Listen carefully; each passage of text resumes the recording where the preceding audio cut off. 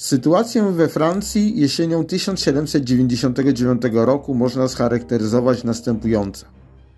Klasy posiadające uważały dyrektoriat za instytucję zbyteczną, wręcz szkodliwą dla ich interesów. Natomiast miasta i wsie oceniały władzę panującą jako przedstawiciele reżimu skorumpowanych spekulantów i karierowiczów. Sytuacja w armii też nie była wesoła. Wykorzystując niezadowolenie społeczeństwa, Napoleon dokonał 18 Brumaira, czyli 9 listopada, zamach stanu, który dał mu nieograniczoną władzę we Francji.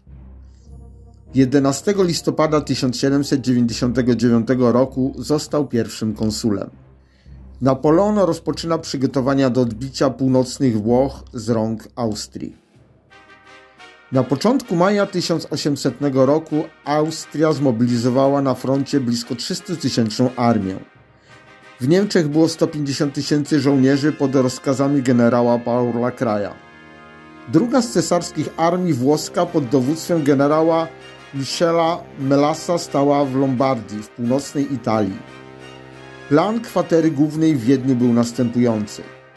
Armia Niemiec miała blokować Francuzów na linii Renu, zaś główną ofensywę tej kampanii zarezerwowano dla armii włoskiej. Armia ta miała zablokować Genuę, następnie ruszyć wzdłuż wybrzeża na południe Francji w kierunku Toulonu, ściągając tam wojska Napoleona. Tymczasem armia Niemiec miała zdobyć Genewę i tereny w Szwajcarii. Napoleon miał inne plany. W głębokiej konspiracji w Genewie Napoleon tworzył armię rezerwową, której zadaniem było wkroczenie na teren północnych Włoch. Na linii Renu stała armia reńska pod dowództwem generała Jeana Moreau. Zadaniem jej było zablokowanie armii Kraja. Żeby zmienić austriackich szpiegów, w ostatnich dniach zimy 1799 roku we Francji rozpoczęto formowanie w Dijon nowej armii, tzw. armii odwodowej. Francuskie gazety rozpisywały się na temat jej tworzenia. Stały tam nieliczne oddziały, a szpiedzy austriaccy donosili o marnej zdolności bojowej tych oddziałów. W kwietniu armia austriacka rozpoczęła blokadę Genui. W korespondencji z Napoleonem generał Messena informował, że utrzyma twierdzę do 20 maja z powodu głodu. -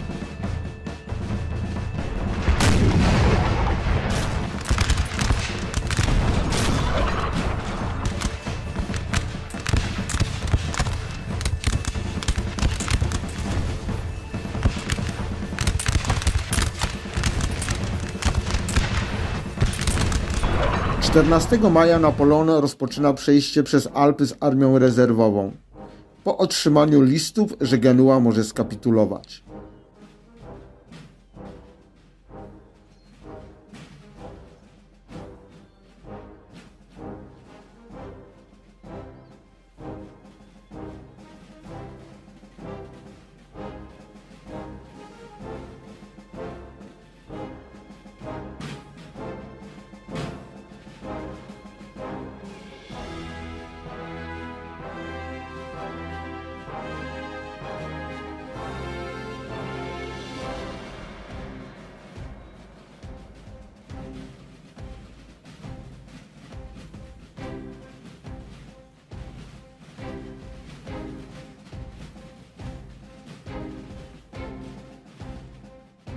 Po przekroczeniu Alp Napoleon nie rusza na odsiecz obleganej przez Austriaków Genui, a skierował się na wschód, by przeciąć austriackie linie komunikacyjne i odciąć nieprzyjaciela od zaplecza.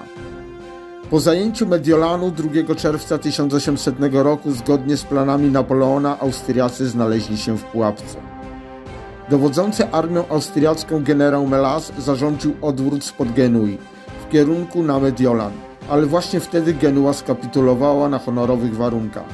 Garnizon Genui opuszcza miasto z bronią na początku czerwca. Armia Melasa rusza w kierunku Aleksandrii, by tam zebrać rozproszoną armię i przebić się w kierunku Austrii. Pod wsią Marengo Melas spotyka się z Napoleonem. Armia austriacka przekracza rzekę Bormidy.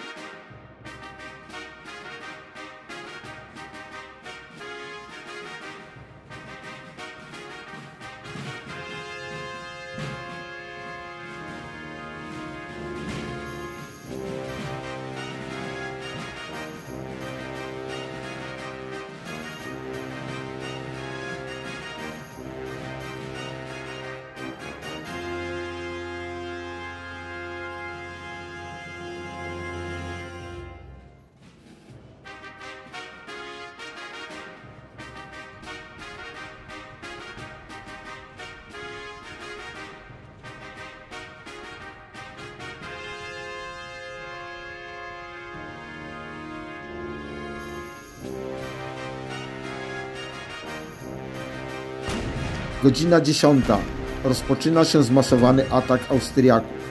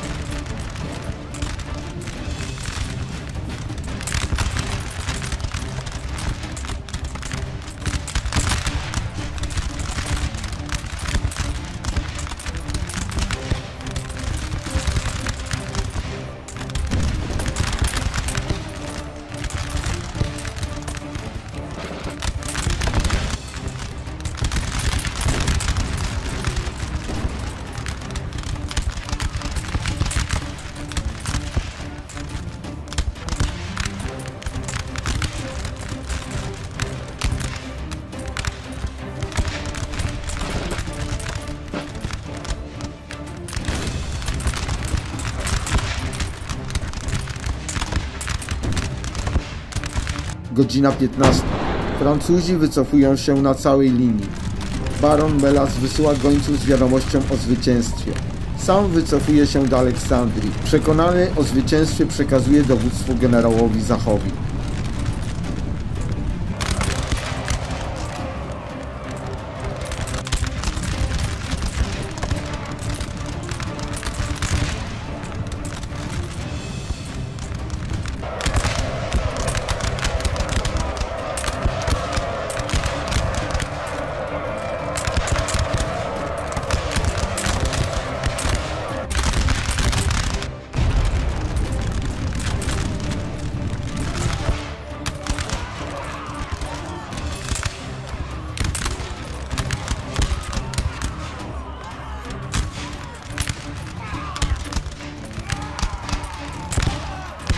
Desaix, który kierował się na Nowy w celu odszukania Austriaków na południu, prawidłowo określa sytuację. Zarządza odwrót w kierunku Marengo. Dociera na pole bitwy i spotyka się z Napoleonem. I tu padają z jego ust słynne słowa.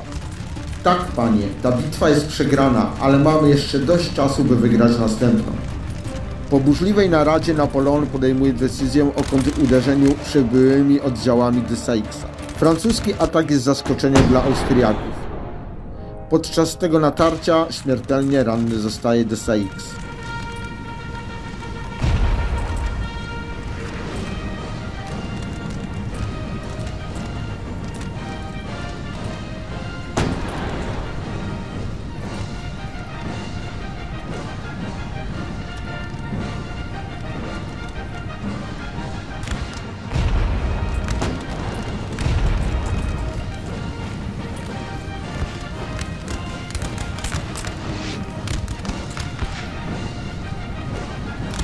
W kolumny austriackie uderza ciężka jazda Kellermana.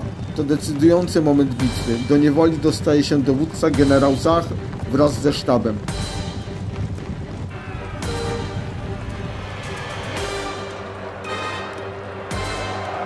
Austriacy pozbawieni dowództwa zaczynają wycofywać się w panice na całej linii.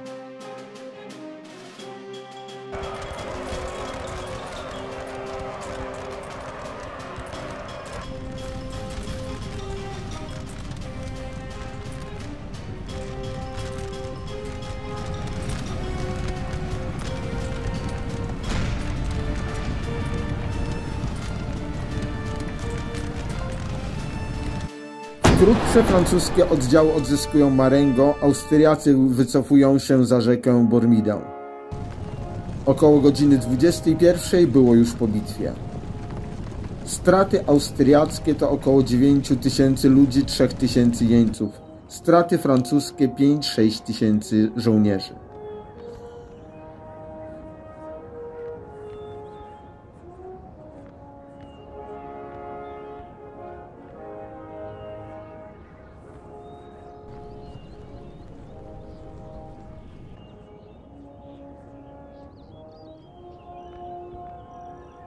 Dziewiątego lutego 1801 roku podpisano pokój w Lunéville.